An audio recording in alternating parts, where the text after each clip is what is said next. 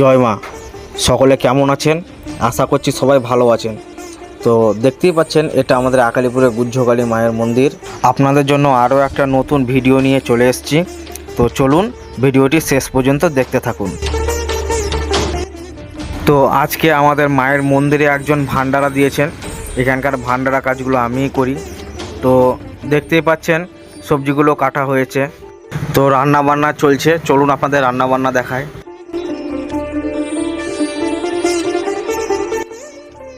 তো আজকে ভান্ডারার মেনু ছিল একটা চিপস ভাজা, খিচুড়ি, একটা টক, পায়েস আর মিষ্টি। তো দেখতেই পাচ্ছেন অনেক মানুষ খাওয়া দাওয়া করছে।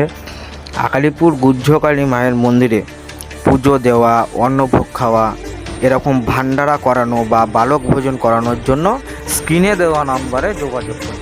ধন্যবাদ।